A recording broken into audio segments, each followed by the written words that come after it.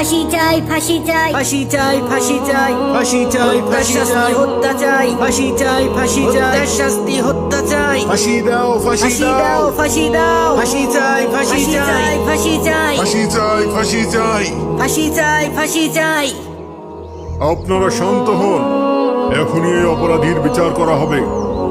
যদি সে সত্যি হত্যাকারী হয় তবে অবশ্যই তাকে কিসাসের ফয়সালা শোনানো হবে। হত্যার শাস্তি হত্যা, তার উপরও কার্যকর করা হবে।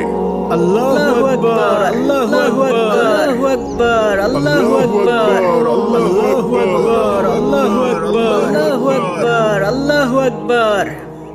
সেনাপতি, জি জাহাপনা। আপনি পুরো ঘটনা প্রথম থেকে বিস্তারিত খুলে বলুন। জি জাহাপনা, আমরা আজও প্রতিদিনকার মতো টহল দিচ্ছিলাম। ভোরবেলাতে যথারীতি রাস্তাঘাট ফাঁকাই ছিল। হঠাৎ আমাদের কানে একটা চিৎকার ভেসে আসে। আমরা প্রথমে বুঝতে পারিনি কিসের শব্দ হলো? কেমন মানুষের চিৎকারের মতো মনে হলো না? হ্যাঁ, খুব কাছে মনে হলো শব্দটা। চলো তো দেখি। তাড়াতাড়ি আমরা সেই শব্দ লক্ষ্য করে রওনা হই। আর একটু দূর যেতেই দেখি এই যুবক রক্তমাখা ছুরি হাতে দাঁড়িয়ে আছে, আর নিচে পড়ে আছে এক নিহত ব্যক্তির নিথর রক্তাক্ত দেহ। আশপাশে আর কেউ নেই। আমাদের বুঝতে বাকি থাকলো না যে এই ব্যক্তি নিহত ব্যক্তির হত্যাকারী। সাবধান, হাত তুলে দাঁড়াও, গ্রেপ্তার করো একে। নিশ্চিত এই নিহত ব্যক্তির হত্যাকারী। একে খলিফার কাছে নিয়ে চলো বিচারের জন্য। এই খুন হয়েছে, খুন হয়েছে, লাশ, লাশ, এদিকে খুন হয়েছে। তারপর আমরা সরাসরি তাকে আপনার দরবারে বিচারের জন্য নিয়ে এসেছি হুজুর। এখন আপনি এর বিচার করুন মহামান্য খলিফা। হে যুবক, তোমার বিরুদ্ধে যে অভিযোগ করা হয়েছে তা কি সত্য? তুমি কি এই নিহত ব্যক্তিকে হত্যা করেছ? হ্যাঁ, আমি এই ব্যক্তিকে হত্যা করেছি। কেন হত্যা করেছ? কিভাবে হত্যা করেছ? তুমি চুপ করে থাকলে তোমার আত্মসমর্থনের সুযোগ হারাবে। আদালত তোমাকে সরাসরি অপরাধী হিসেবে গণ্য করবে। মহামান্য খলিফা, সে শুরু থেকেই কোনো এক অজ্ঞাত কারণে সম্পূর্ণ নীরবতা পালন করছে। হয়তো কোনো পুরনো শত্রুতা থাকতে পারে। যেহেতু আসামিকে হত্যা করার পর সম্পূর্ণ হাতে নাতে ধরা হয়েছে, যেহেতু আসামি তার আত্মপক্ষ সমর্থন করেনি এবং নিজ মুখে হত্যার কথা স্বীকার করে নিয়েছে, তাই তার অভিযোগ প্রমাণ করতে আলাদা করে কোনো তথ্য প্রমাণের দরকার নেই। সে কেন হত্যা করেছে বা কিভাবে হত্যা করেছে তা না জেনেও তার ব্যাপারে শরীয়তের ফয়সালা জানানো যাবে। যেহেতু কিসাসের বিধান হলো হত্যার শাস্তি হত্যা, তাই খুনের অপরাধে এই যুবককে কতল করার আদেশ দেওয়া হলো। তাকে আসরের ওয়াক্ত পর্যন্ত বন্দী রাখা হবে এবং নামাজের পর সকল মানুষের সামনে তাকে ফাঁসিতে ঝোলানো হবে। আল্লাহু আকবার, আল্লাহু আকবার, আল্লাহু আকবার, আল্লাহু আকবার, আল্লাহু আকবার, আল্লাহু আকবার।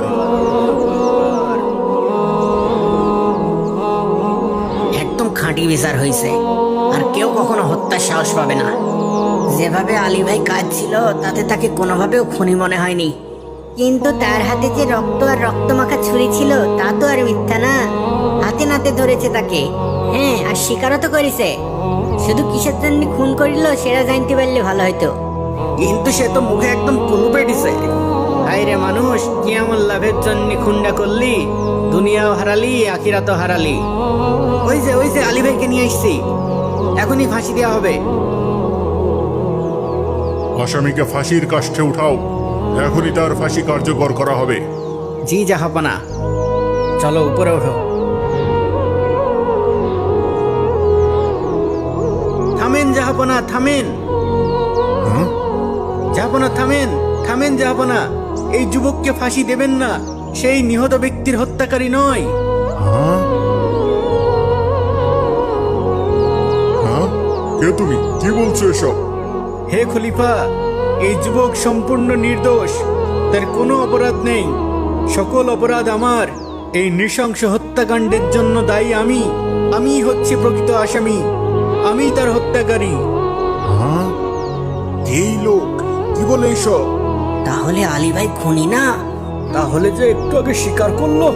আল্লাহ, এসব কি হচ্ছে কিছুই তো বুঝতে পারছি না। আমরা সবাই দিবাস্বপ্ন দেখছি না তো?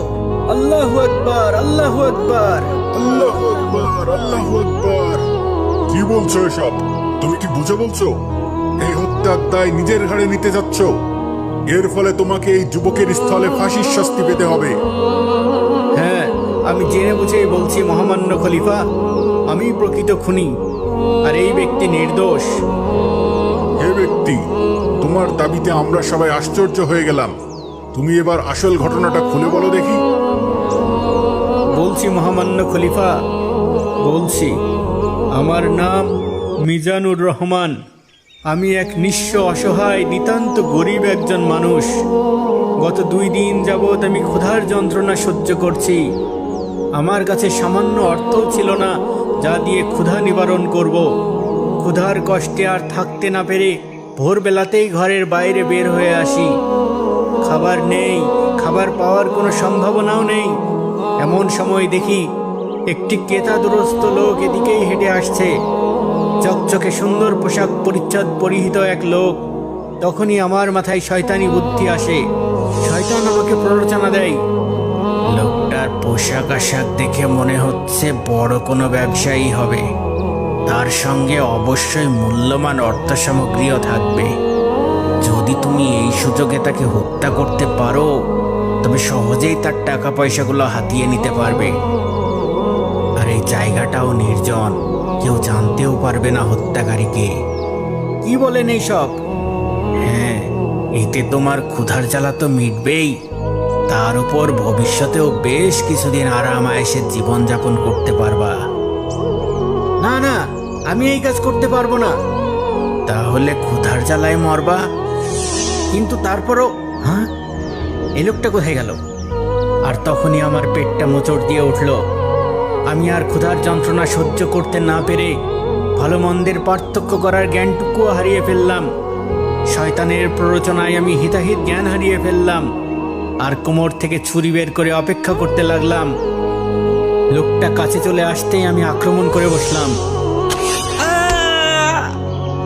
এই তো মরে গেছে, নিশ্চয় ওর পকেটে থাকবে টাকা পয়সা। তাড়াতাড়ি ওর পকেটে দেখি আর যা পাই তা নিয়ে কেটে পড়ি। সিপাহী? এত সকালে সিপাহী কোথা থেকে এলো? হে আল্লাহ, ধরা পড়ে যাব নাকি? ধরা পড়লে তো নিশ্চিত ফাঁসি। থাকলো টাকা, তাড়াতাড়ি সরে পড়ি। তারপর খুব দ্রুত আমি কাছেই লুকিয়ে পড়ি যেন সিপাহীরা আমাকে আর খুঁজে না পায়। কিন্তু অবাক হয়ে দেখি সিপাহীরা এই যুবককে রক্তমাখা ছুরি হাতে ধরে নিয়ে আসছে আর লোকজন চিৎকার করছে, এই খুন হয়েছে, খুন হয়েছে, লাশ লাশ, খুন হয়েছে, খুন হয়েছে, লাশ লাশ, খুন হয়েছে, খুন হয়েছে, লাশ লাশ, এই এদিকে খুন খুন হয়েছে, হয়েছে, খুন হয়েছে, এই খুন হয়েছে, খুন হয়েছে। লাশ লাশ, এদিকে খুন হয়েছে। আমিও সুযোগ পেয়ে গেলাম। আমিও মানুষের সাথে চিৎকার করতে করতে আড়াল থেকে বের হয়ে এলাম, লাশ লাশ, খুন হয়েছে, খুন হয়েছে। আর এমন ভাবে তাদের সাথে মিশে গেলাম যে নিহত ব্যক্তির প্রকৃত হত্যাকারী যে আমি, এ কথা বোঝার আর কোনো উপায় থাকলো না। কি ভয়ঙ্কর! একদম লোমহর্ষক ঘটনা। আমার শিরদাঁড়া দিয়ে ঠান্ডা স্রোত নেমে যাচ্ছে। তাহলে তুমি এই কথা এখন বলছো কি কারণে? হে খলিফা, আমি ক্ষুধার তাড়নায় আর শয়তানের প্ররোচনায় হিতাহিত জ্ঞান হারিয়ে ফেলেছিলাম। কিন্তু যখন দেখলাম এই অল্প বয়স্ক সুন্দর যুবককে বিনা অপরাধে কিসাসের ফয়সালা শোনানো হলো, কতল করার আদেশ দেওয়া হলো, তখন আমার চেতনা ফিরে এলো। বিবেকের দংশন বারবার আমার হৃদয়কে ক্ষতবিক্ষত করতে লাগলো। এখন তো আমি 2 জন ব্যক্তির হত্যাকারী হয়ে গেলাম। একজনকে নিজের হাতে খুন করলাম আর অন্যদিকে অপরাধ স্বীকার না করে এই নিরপরাধ যুবককে ঠান্ডা মাথায় হত্যা করছি। দুনিয়ার শাস্তির তুলনায় তো আখিরাতের শাস্তি অনেক কঠিন। হাসরের ময়দানে আল্লাহ তাআলার সামনে আমি কি জবাব দেব? তার চেয়ে অপরাধ স্বীকার করলে হয়তো দুনিয়ায় শাস্তি পাবো, কিন্তু একই সাথে একজন নিরপরাধ লোকের জীবন তো রক্ষা হবে। এই বিবেচনায় হয়তো আল্লাহ তাআলাও আমাকে ক্ষমা করে দিতে পারে। হ্যাঁ, আমি আমার অপরাধ স্বীকার করব। তাই আমি আপনার দরবারে হাজির হয়ে হত্যার প্রকৃত রহস্য উদ্ঘাটন করে দিলাম। আমি হচ্ছে আসল হত্যাকারী আর এই ব্যক্তি সম্পূর্ণ নির্দোষ। তাই তাকে মুক্তি দিয়ে দিন আর আমার বিচার করুন। কিন্তু তুমি তো আমার মনে নতুন প্রশ্ন জাগিয়ে দিলে। কি প্রশ্ন? হে যুবক, এ লোকটি যা বলল তা কি ঠিক? আসলেই কি তুমি এই নিহত ব্যক্তির হত্যাকারী নও? হ্যাঁ মাননীয় খলিফা, তার কথা সম্পূর্ণ সঠিক। আমি প্রকৃত হত্যাকারী নই। তাহলে তুমি মিথ্যার উপর কেন স্বীকারোক্তি দিলে? কেন তুমি হত্যার কথা স্বীকার করলে? জনাব, নিশ্চয়ই এর পিছনেও কারণ আছে। কি সেই কারণ? এক্ষুনি বলো, কৌতূহলে আমার প্রাণবায়ু বের হয়ে যাচ্ছে। হে মহামান্য খলিফা, বলছি, আমার নাম আলী জাবের। আমি এই এলাকায় কিছুদিন যাবৎ কসাইয়ের কাজ করি। প্রতিদিনকার মতো আজও খুব ভোরে একটি ছাগল জবাই করছিলাম। হঠাৎ কাছে কোথাও থেকে একটা আর্তচিৎকার ভেসে আসে। মানুষের চিৎকার মনে হলো। এত ভোরবেলায় কেউ বিপদে পড়লো নাকি? যাই তো দেখি কি হলো। আমি রাস্তার কাছে আসতেই যে দৃশ্য দেখলাম, হে আল্লাহ, এ কি? এ তো এক তরতাজা লাশ। এক্ষুনি কেউ খুন করেছে, রক্তে গড়াগড়ি খাচ্ছে। কে খুন করলো? আশেপাশে তো কাউকে দেখতে পাচ্ছি না। ও আল্লাহ, কত রক্ত বের হচ্ছে। এখন কি করব? কিভাবে সাহায্য করব? কাকে ডাকবো? সাবধান, হাত তুলে দাঁড়াও। হ্যাঁ, হায় আল্লাহ, এ কোন মুসিবতে পড়লাম? আমার হাতে রক্তমাখা ছুরি, পাশে পড়ে আছে রক্তে রঞ্জিত লাশ। আশেপাশে অন্য কেউ নেই। এবার মনে হয় আমি আর বাঁচতে পারবো না। গ্রেপ্তার করো একে। নিশ্চিত এই নিহত ব্যক্তির হত্যাকারী। একে খলিফার কাছে নিয়ে চলো বিচারের জন্য। লা ইলাহা ইল্লা আনতা সুবহানাকা ইন্নী কুনতু মিনাজ জালিমিন। খুন হইছে, খুন হইছে। লাশ, লাশ, খুন হইছে, খুন এদিকে হইছে। খুন হয়েছে। আমি বুঝতে পারলাম একমাত্র মহান আল্লাহ তাআলার কুদরত ছাড়া আমার আর বাঁচার কোনো উপায় নেই। আমার কথা একটি শিশু বাচ্চাও বিশ্বাস করবে না। এখন আমি যতই সাফাই গাই না কেন, কেউ তো আমার কথা বিশ্বাস করবে না। বরং সবাই আমাকে মিথ্যাবাদী বলে ধিক্কার দেবে। সবাই বলবে আলী একজন মিথ্যাবাদী। হাতে নাতে ধরা পড়ার পরও অস্বীকার করেছে। একে দ্বিগুণ শাস্তি দিয়ে কতল করা হোক। তাই অন্তত নিজেকে মিথ্যাবাদী হওয়া থেকে বাঁচাতে আমি এই মিথ্যা অভিযোগ স্বীকার করে নিই। আর প্রতিটা মুহূর্ত আল্লাহর সাহায্যের অপেক্ষায় অতিবাহিত করেছি। আমার মনে দৃঢ় বিশ্বাস ছিল, যেহেতু আমি নির্দোষ, আল্লাহ তাআলা ঠিকই যে কোনো উপায়ে আমাকে রক্ষা করবেন। আর যদি দুনিয়ার বিচার থেকে মুক্তি নাও পাই, নিশ্চয়ই পরকালে আল্লাহ তাআলা আমাকে উত্তম প্রতিদান দেবেন ইনশাআল্লাহ। হে যুবক, তোমার আল্লাহর উপর বিশ্বাস দেখে আমি অবাক হয়ে গেলাম। আমার ঈমান বেড়ে গেল। আল্লাহু আকবার, আল্লাহু আকবার।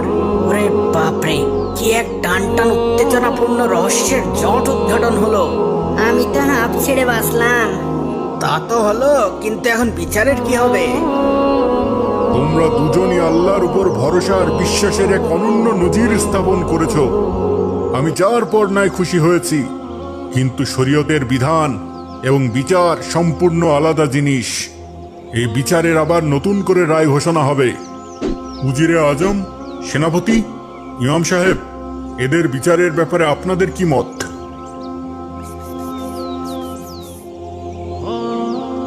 কি আর হবে? আলীর জায়গায় ওই লোকের ফাঁসি হবে। যদিও লোকটা হত্যাকারী, তবুও খারাপ লাগছে। নিজের ফাঁসি হবে জেনেও অপরাধ স্বীকার করে নিল। হ্যাঁ, ক্ষুধার জ্বালা বড় জ্বালা। জাহাপনা, এই ব্যাপারে আমাদের মতামত হলো, দ্বিতীয় ব্যক্তি যদিও একজনকে হত্যা করেছে, কিন্তু হত্যার কথা স্বীকার করে সে এমন এক ব্যক্তির জীবন রক্ষা করেছে যার ব্যাপারে আপনি কিসাসের ফয়সালা করে ফেলেছিলেন। যেহেতু আপনাদের এটাই মতামত, তাহলে আমি নতুন রায় ঘোষণা করে দিচ্ছি। জি জাহাপনা। আসামি এমন সময়ে নিজের খুনের কথা স্বীকার করেছে যখন অন্য ব্যক্তির ব্যাপারে মৃত্যুর ফয়সালা হয়ে গেছে, আর এভাবে সে এক নিরপরাধ ব্যক্তির জীবন রক্ষা করেছে। আর আল্লাহ রাব্বুল আলামিন পবিত্র কোরআনে বলেছেন, যে কারো প্রাণ রক্ষা করলো সে যেন সকল মানুষের প্রাণ রক্ষা করলো। তাই তাদের দুজনকেই মুক্তি দেওয়া হলো। আলহামদুলিল্লাহ, আলহামদুলিল্লাহ। আর নিহত ব্যক্তি? আর নিহত ব্যক্তির জন্য সরকারি বাইতুল মাল থেকে তার রক্তপণ আদায়ের ঘোষণা করা হলো। আল্লাহু আকবার, আল্লাহু আকবার। আল্লাহু আকবার, আল্লাহু আকবার।